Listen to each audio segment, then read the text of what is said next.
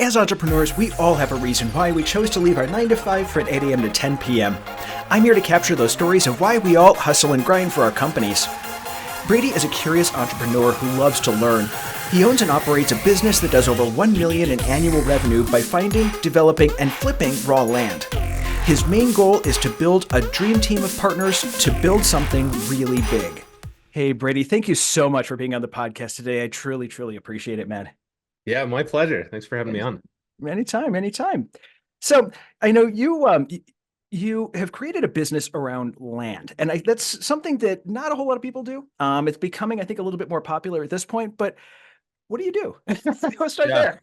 yeah, yeah. I never envisioned working in land. I thought a lot about what I was going to do as a kid, and it was never, I'm going to work with dirt. So, um, I don't know. Somehow when I was young, it got in my head that I should have rental properties. I don't know where that came from, but since I first started earning a paycheck, Um, my first like real job out of high school was selling door to door. I sold door to door for 3 or 4 years.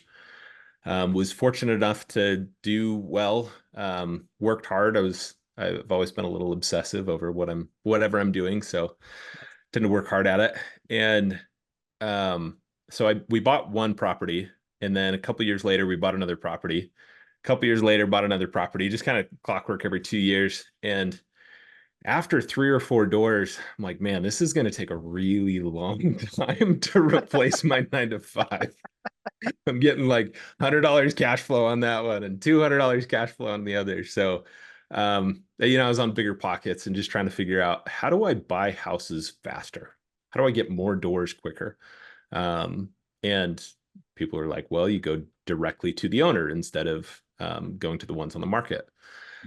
Okay, so like, how do I get those people's information, and how do I contact them?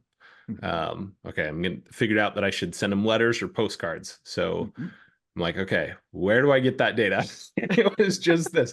How do I do the next step the whole way along? Which I'm sure everybody can resonate with. That's how we learn anything. And I ran across someone on Bigger Pockets. They had answered a question, someone else's question that was similar. Where do you get data? And she just sounded like an expert. She's like, well, we get our data from Data Tree, and this is why we like Data Tree. These are the other providers that we've worked with. And I reached out to her and asked if I could learn more about how she was doing what she did and why she liked Data Tree. And she's like, let me send you an ebook. Is that all right? She sent it to me, and it was on, I think, flipping land, or going direct to owners for buying houses, one of the two. And I saw it and I was excited. And then a week passed, and then I reached out to her again and asked her again, like, hey, so something else. And she's like, did you read the ebook? I'm like, no. So I finally sat down and read it.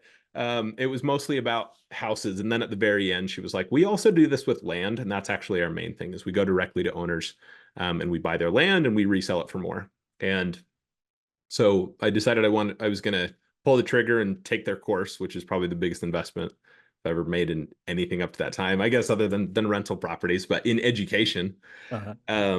And I figured out after their ebook that they knew how to do it in houses, but their main thing was land. I'm like, well, then why would I buy something, education, from someone that's not their main thing that they're the expert on? Anyway, her name was Jill. Her husband is Steven, or Jack Butella, and they have this course called Land Academy. Got into that. I sent a mailer, and my first mailer, I got a property.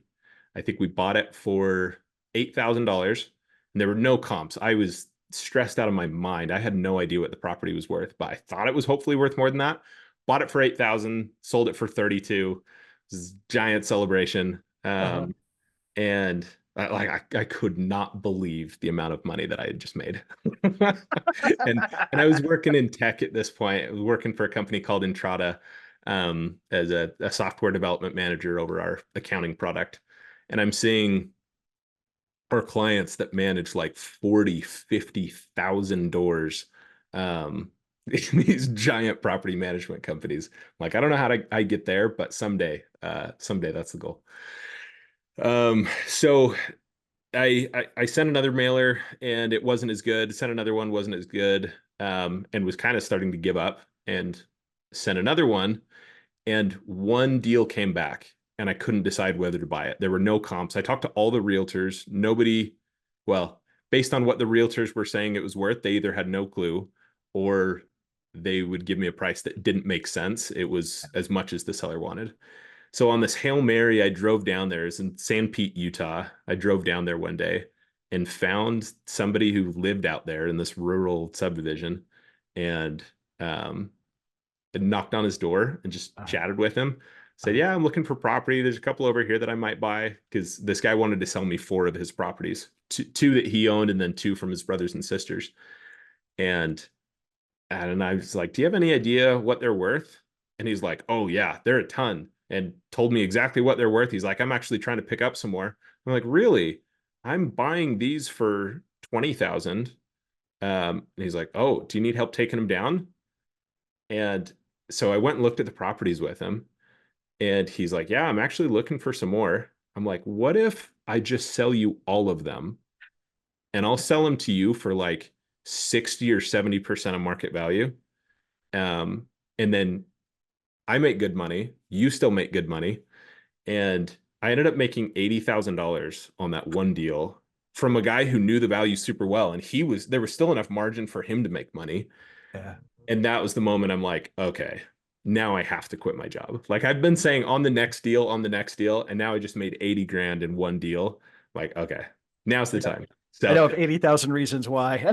yeah, so that was a few Exactly. years ago. And then we've been, um, um, yeah, went hard the last few years. We've done over $1 million in revenue every year, and still have, uh, still have another 2 to 3 million in inventory that we're selling. So yeah, just working hard trying to make the business better. Oh, nice. Now, so was there any sort of specific reason you got started in this? So what I'm asking is was there like I'm kind of stuck at my job and I don't like it anymore, or what led you to look for kind of other real estate, any sort of alternative? Yeah. Um,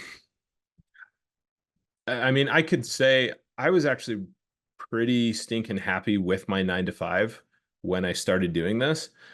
Um, so I don't know other than that I love money. Don't we all, Brady? Don't we all? And so it's not even about, like, at first it was about I want to work less. Actually, I remember one time, I remember studying something that I was finding interesting, like microeconomics or something, just random thing. And then it came time for a meeting, and I was so annoyed that I had to like stop thinking about this thing that I really wanted to think about, because I have to go think about somebody else's problem and try to solve it for them. And it's not that I hated my job or hated my boss or anything. I loved all of that. I just wanted the freedom to be able to work on something that's interesting for as long as I want to, without having to cut that off and say, now I have to go solve somebody else's problem. I think that was one thing. And then I've always been money. I remember being like 7 years old and in tears over my parents' finances because they were really poor. And so I don't know. I there's probably some deep-seated issues there around money, but I around freedom and money, which is probably the same as for most people.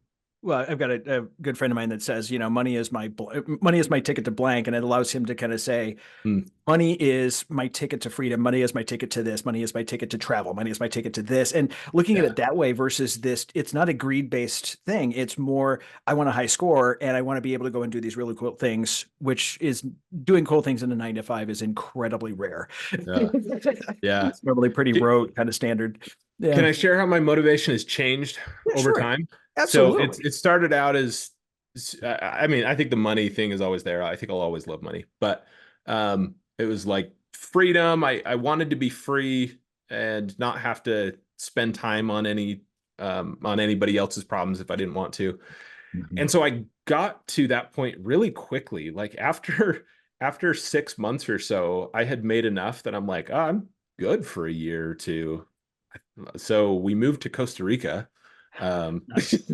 Nice. Took my wife and two kids, and we went down for a few months. We had set a goal and said, if we hit 1 million in revenue, that we're going to move to Costa Rica for a few months.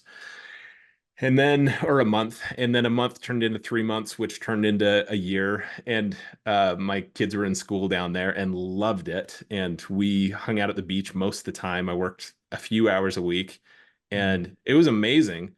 And then we're like, we kind of just left our cars in like sister's driveway and didn't really put all our stuff. Like we probably ought to go home and take care of that stuff and then think about whether we want to come back. Mhm.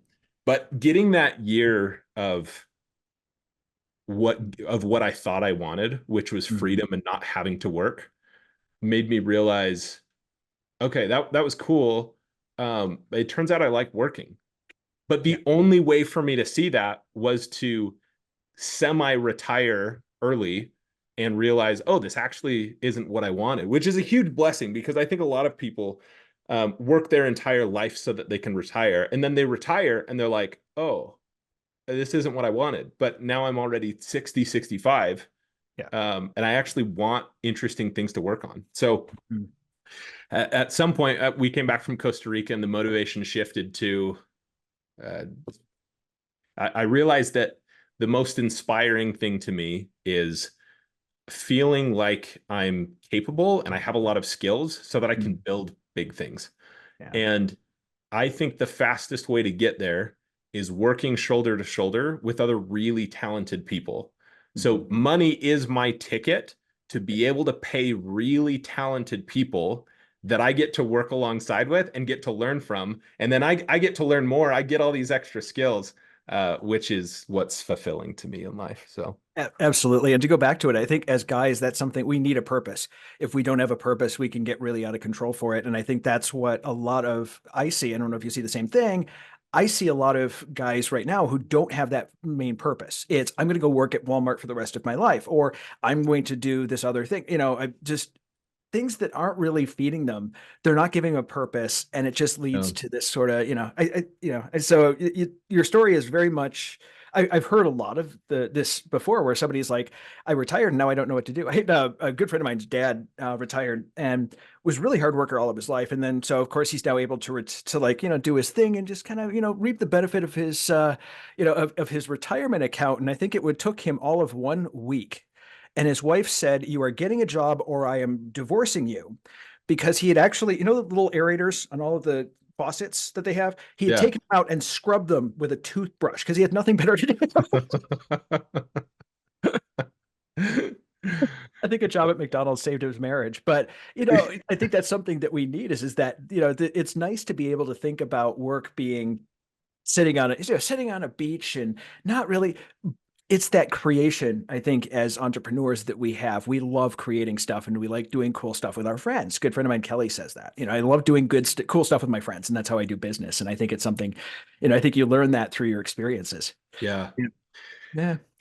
This is probably going a little dark, a little quick, but It's all good. um, what is it? Camus, the philosopher. I'm probably misattributing this quote, but I remember looking for purpose, especially during that year where I wasn't working, like, Mhm. Yeah. and thinking, what's my purpose? What's my purpose? And the more I ask that, I'm not getting any closer to understanding what's my purpose. And that was really frustrating. Mhm. Um, and then ran across that quote that is, the purpose of your life is the reason that you don't kill yourself. Hmm. Whatever the thing is that keeps you from killing yourself, that is your purpose. Yeah. That's what it is. And Yeah. um, that resonated with me because I'm like, oh, I don't need to go find this amorphous purpose thing that's out there somewhere and I'm not finding it. It's, oh, okay. I currently don't kill myself because it would make the life of my family worse. Mhm. And I kind of like learning things most of the time. Sometimes it sucks because you're bad at it. And so Yeah. life tells you you're bad at it. Yeah. But I'm like, okay, that's good enough. So if I can keep them from suffering more than they are, Mhm. if I can reduce their suffering locally, Yeah. um, and I can learn skills, then that's good enough for me. That's my purpose. And so I move along that road, and that makes me happy, quote unquote. I love it because it's simple. I think, when we're looking for our purpose and we're looking for our why and we're looking for all these things, we have this tendency to just get totally into our heads and think it's supposed to be some sort of, we have to go, talk to this guru on a mountain somewhere and do this like 17 years worth of stuff. No, it's simple.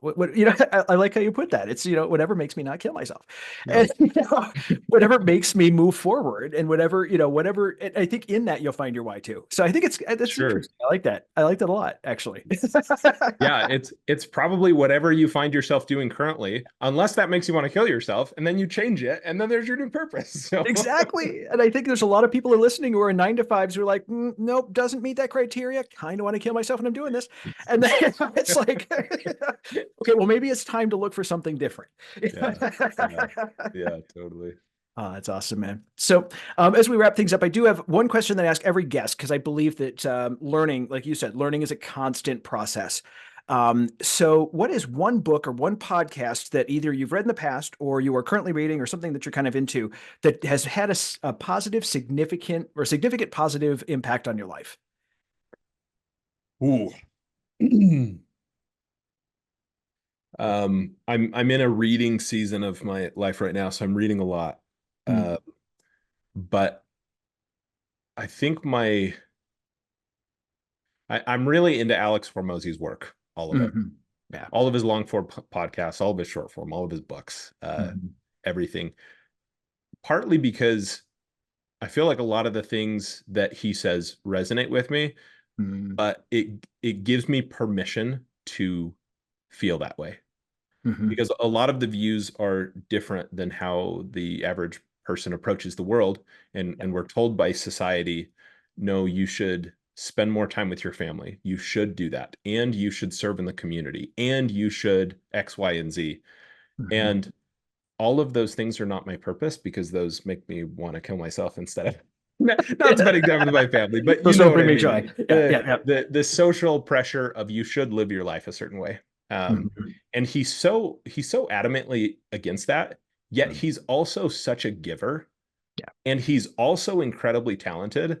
Yeah. So I feel like that's given me permission to um live my life the way that um makes me happiest. Yeah. Great. And he resonates with me as well. So it's sometimes the right guide comes at the right time. Like for me, it was David Goggins. And so there's a time in my life when I needed to hear his message. He also grew up, like he talks about Paradise Road. Paradise Road is like 3 miles down the street from me. So we would have gone to the same school district if he would have lived there. And so there was just something about that I needed to hear that message. Sometimes there's a message we need to hear at the right moment and the right person comes along. And it doesn't necessarily just have to be a mentor. It can also be somebody who writes books or it can be an author or a figure as well. Mm, So awesome. thank you so much for being on the podcast today. I Thank really, you. really appreciate it, man. Awesome. Yeah, I appreciate it. Thanks. Look forward to chatting with you more um, after too. So Absolutely, man. thanks, Andrew. Talk to you soon. Thanks again for joining us on the Hustle and Grind podcast.